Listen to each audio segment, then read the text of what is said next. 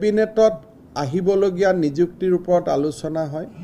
22 ছেপ্টেম্বৰত আমি প্ৰায় 12,000তকৈ অধিক নিবনুৱা যুৱক যুৱতীক নিযুক্তি দিম। আজি মই বিটিআৰত দতমাত যাওঁতে ডেকা ল'ৰাসকলে মোক সুধিছে যে কামাণ্ডো বেটেলিয়নৰ ৰিজাল্ট কেতিয়া দিব। সো 15-16 তাৰিখৰ পৰা ৰিজাল্টবিলাক দিয়া আৰম্ভ হ'ব আৰু 22 তাৰিখে আমি আৰু 12,000 অলপ বাঢ়িব 12,000 নতুন যুৱক যুৱতীক আমি নিযুক্তি দিম আৰু এইবিলাক 100% গভৰ্ণমেণ্ট জব। 30,000 আমি দি উঠিলোঁ, 12,000 আমি দিম, অৰ্থাৎ 42,000 আৰু 30,000ৰ লিখিত পৰীক্ষা হৈ গ'ল। যিটো পৰীক্ষা চলি আছে তাৰ ৰিজাল্টটো দিব। গতিকে 1 লাখ নিযুক্তিৰ দ্ৰুত গতিত আমি আগবাঢ়ি আছোঁ।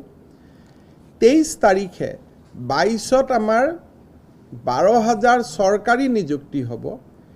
23 তাৰিখে 4,500 জলমিত্ৰক আমি নিযুক্তি দিম।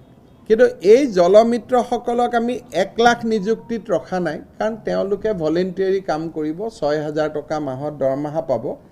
তেওঁলোকক কিন্তু আমি 1 লাখ নিযুক্তিটোত ৰখা নাই, এইটো 1 লাখ প্লাছ, কাৰণ তেওঁলোকক আমি সম্পূৰ্ণ নিযুক্তি বুলি ক'ব নোৱাৰোঁ।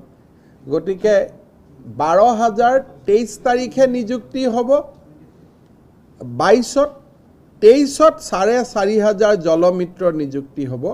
কিন্তু মই আকৌ কৈছোঁ যে জলমিত্ৰসকলক আমি 1 লাখৰ ভিতৰত ৰখা নাই, 12,000টো 1 লাখৰ ভিতৰত হ'ব।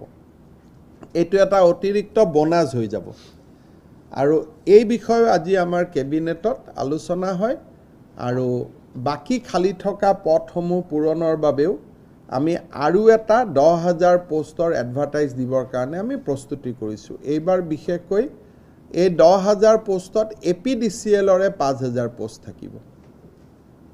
এটা নতুন ফৰেষ্ট বেটেলিয়নো আমি গঠন কৰাৰ বাবে সিদ্ধান্ত লৈছোঁ। অৰ্থাৎ 12 তাৰিখে এটা নিযুক্তি হ'ব, 30,000ৰ ফলাফল বাবে আমি অপেক্ষা কৰিম আৰু এই অপেক্ষা কৰি থাকোঁতে আৰু 10,000ৰ এডভাৰটাইজ ওলাব।